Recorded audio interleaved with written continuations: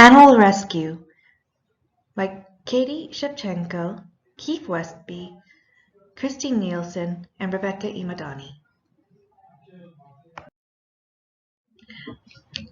Let's define the issue. Animal rescue is in itself a good thing. It stems from compassion and good intentions. The issue in Canada, there is no regulations for foster-based animal rescues. Many rescues take on more animals than the space or the resources they have to take care of them. While there is a set of guidelines shelters are recommended to adhere to, there is not enough resources to enforce them. Well-intentioned rescuers even ignore local bylaws to keep rescued animals. In the case of wild animal rescues or feral animals, it can endanger the animals without proper knowledge of procedure because they are taken too soon from a spot where a mother has put them. Overpopulation overwhelms animal rescues, and animals can end up in worse conditions. So an animal rescue, is it always a good thing?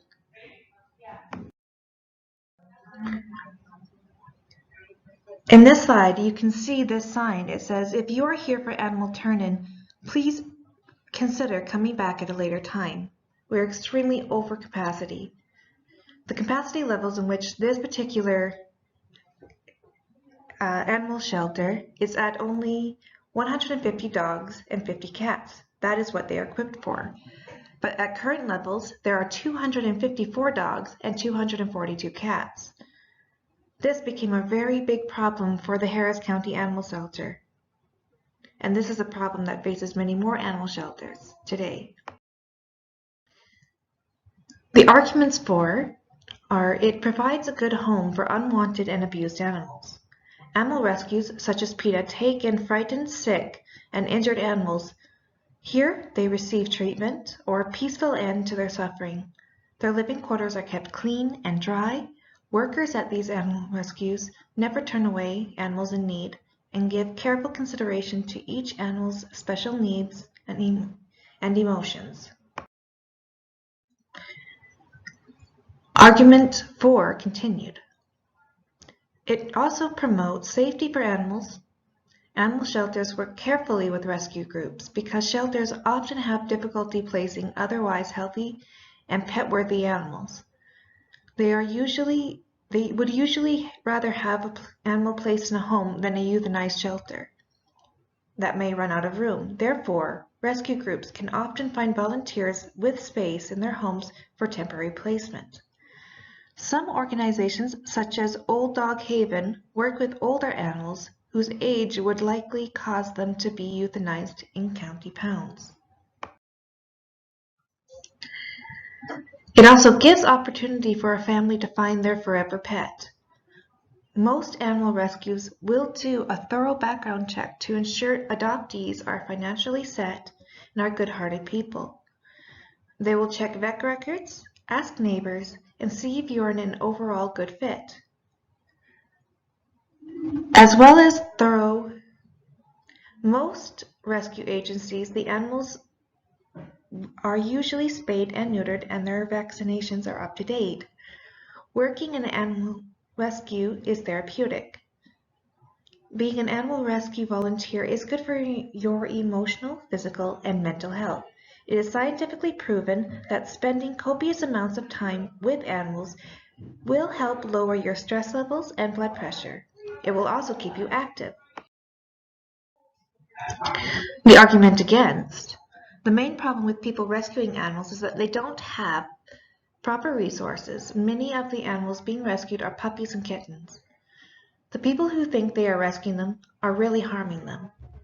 Some examples of not having the proper resources are correct food, feeding a kitten or a puppy adult food or human food, improper medication treatments, and flea medications. Feeding a kitten adult food can cause the kitten to have less minerals, vitamins, and a proper energy source. Kittens need 3 times more energy proteins than an adult cat.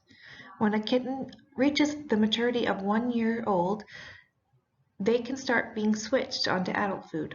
Also, feeding the cat or kitten milk, cats are actually lactose intolerant and cannot digest milk. only give them water or Whiskas cat milk. Kittens need cat milk, which you can get in a formula or cat milk products. Feeding your cat milk can give them diarrhea, vomiting, and bloating. Some medications are extremely poisonous to cats, especially if dog flea medication is used. It is known as pyrethrin and pyrethroid toxicity. This can cause muscle tremors, vomiting, diarrhea, incoordination, depression, shock, and very rarely death. These situations can be avoided if the person rescuing the animal actually is qualified and has all the resources to properly care for the animal. Its age, its illness, if it has dietary restrictions or other medical issues. Our position is that in the support of animal rescue, but only for shelters that have proper housing conditions and accessibility to medical care and regulations to prevent overcrowding and unnecessary euthanization. What has been done? Neutering and spaying has become the normal thing to do to prevent the increase in overpopulation and thus the influx of animals into the animal rescues, and it's become more popular to rescue instead of adopt.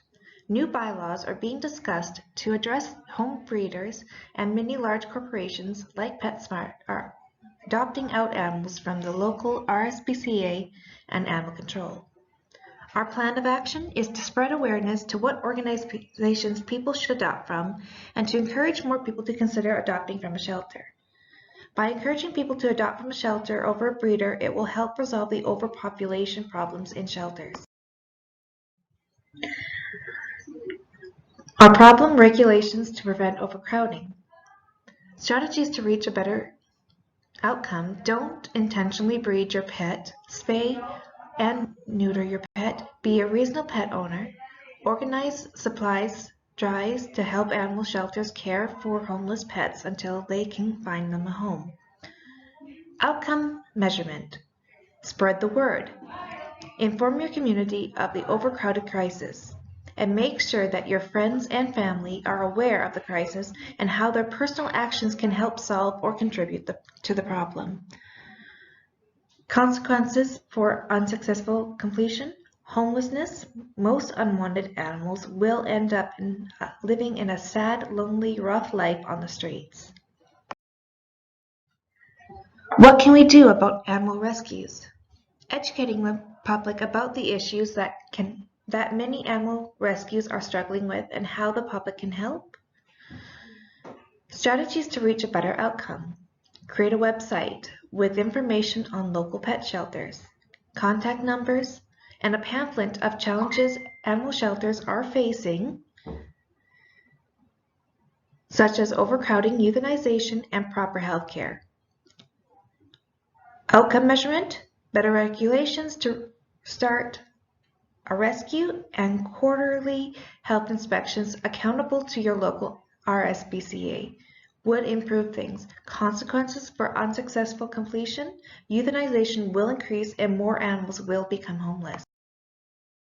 Our conclusion: animal rescue is important. Millions of good, healthy animals need that support to find good homes. Millions of strays, abandoned, surrendered, and abused animals are taken in, rehabilitated, and rehomed every year, often at deficit.